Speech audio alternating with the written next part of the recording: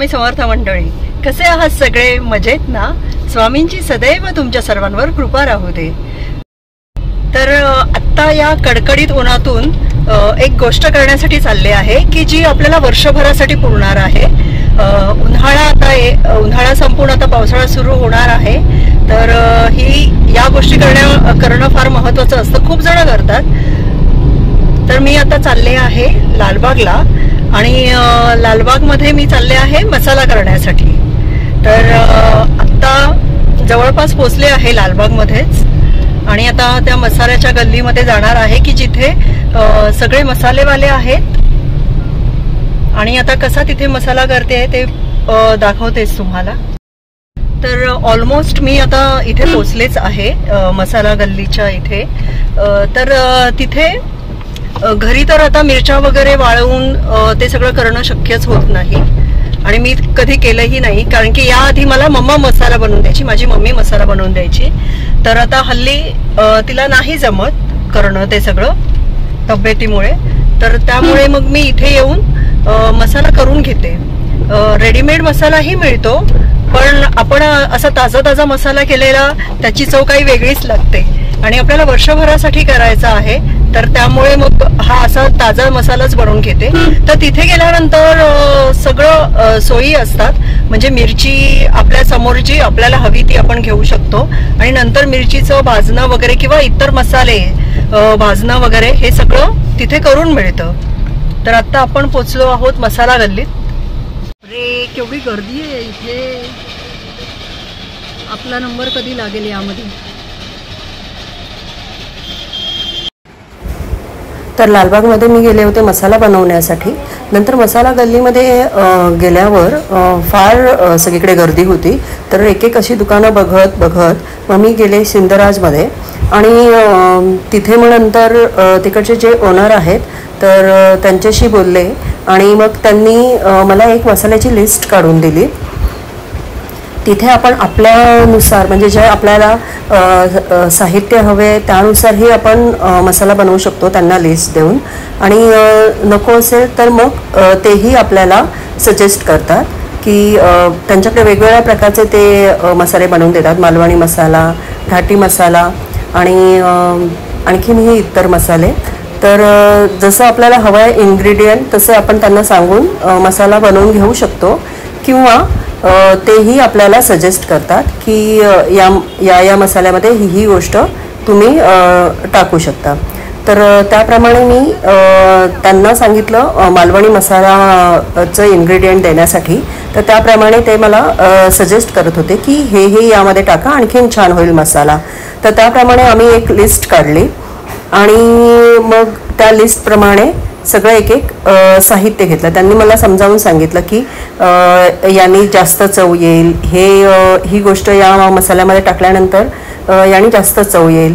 तर मी त्याप्रमाणे मग सगळं त्यांचे सजेशन्स ऐकून सगळी लिस्ट पूर्ण तयार केली आणि त्यानंतर त्या लिस्टप्रमाणे एक एक साहित्य मग सगळं घेतलं। तर यामध्ये आपल्याला काहीच करावं लागत नाही, तिकडे फक्त जायचं, त्यांना सांगायचं आपल्याला कुठला मसाला हवा आहे, त्याप्रमाणे ते लिस्ट काढतात, साहित्य देतात, सगळं भाजण्याचं काम वगैरे सगळं त्यांचीच माणसं करतात।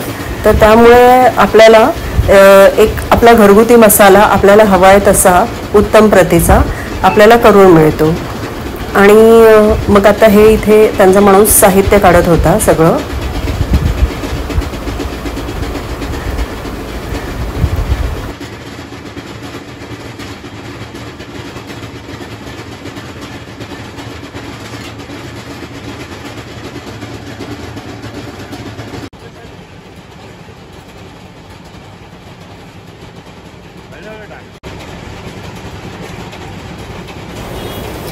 आता हे जे इथे मी मिरच्या वगैरे सगळ्या काढते, तर हे आपल्याला काही करावं लागत नाही। एक गंमत म्हणून मी हे सगळं करत होते आणि नंतर त्यांनी हे सगळं साहित्य व्यवस्थित काढून घेतलं आणि त्यानंतर एक एक इन्ग्रेडियंट भाजून घेतला तेलामध्ये।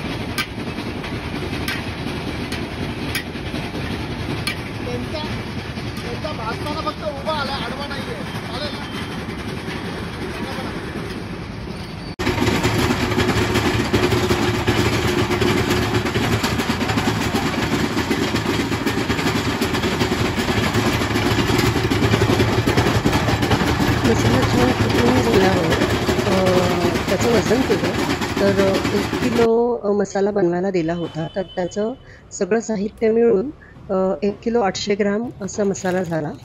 आणि मग तो घेऊन आम्ही घरी आलो आणि छान अशा एका स्टीलच्या डब्यामध्ये तो मसाला ठेवून दिला. आणि थोडासा वापरण्यासाठी म्हणून मी एका वाटीत तो काढून घेतला, कारण की त्याची चव कशी झाली आहे हे बघायचं होतं. तर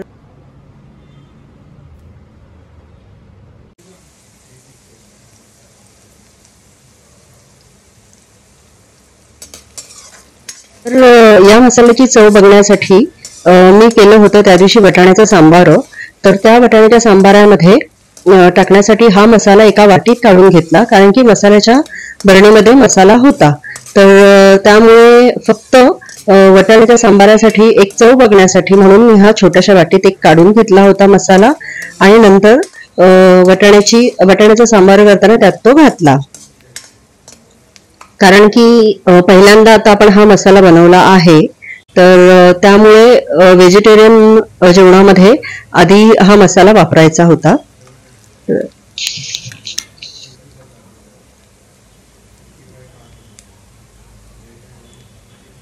आपण जेव्हा मसाला कुटून आणतो तेव्हा त्या मसाल्याचा सुगंध खूप छान येतो आणि एक समाधान वाटतं की आपण घरगुती मसाला वापरतोय. मला शक्यतो बाजारचे मसाले फारसे नाही आवडत, घरीच केलेला मला मसाला आवडतो. त्यामुळे मग मी हा सगळा खटाटोप केला आणि आता हे बनवलं सांबार. आणि त्या सांबाराची चव आणि रंग इतका सुंदर आला, एकदम लाल भडक झालं होतं सांबार आणि चव ही खूप छान होती.